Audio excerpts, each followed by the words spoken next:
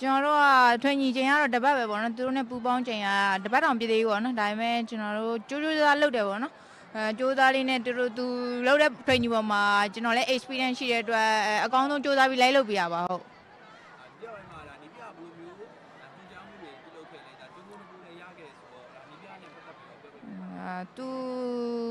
သူပြောရပါကျွန်တော်တို့တင်ကလုံးဝ crossing ရှိရပါတော့အဲ့တော့ cross ကနေပေါ့ဘောလုံးနဲ့တက်လာတဲ့ပုံမှာကျွန်တော်တို့က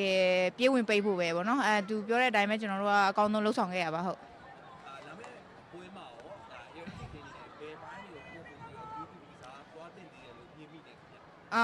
ကျွန်တော်တို့အခုကျွန်တော်တို့ကစားပုံကတော့ဘယ်လိုပြောရမလဲကောင်းလာပေါ့နော်ကောင်းတယ်ပေါ့နော်ဒါဂျပန် player တွေရောကျွန်တော်တို့မှာရှိတဲ့ foreign player တွေနဲ့ပေါ့နော်အကောင်းဆုံးတွဲဖက်ပြီးတော့ကစားနေရပေါ့နော်ဒါပေမဲ့ကျွန်တော်တို့ခုနောက်ပွဲမှာသူတို့ကံမယ်ပေါ့နော်အဲ့ပွဲတွေကိုကျွန်တော်တို့ကြည့်ပြီးတော့သူတို့မှလည်းဘာအားနဲ့ချက်ရှိတယ်ကျွန်တော်တို့လည်းအဖြေရှာရမှာအဲ့ပုံကနေမှကျွန်တော်တို့ပြန်လည်သုံးသပ်ပြီးတော့မှကျွန်တော်တို့ကစားသွားမှာပေါ့နော်ဟုတ်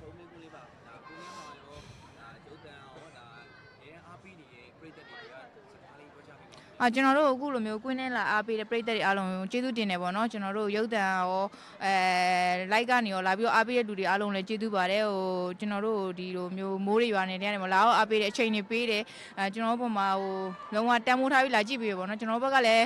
ဒီနေ့ရလက်ကိုအကောင်းဆုံးဖြစ်မယ်လို့မျှော်လင့်ပါတယ်အားရကျေနပ်မယ်လို့ထင်ပါတယ်အားလုံးတကယ်ကိုကျေးဇူးအများကြီးတင်ပါတယ်ပေါ့ဟုတ်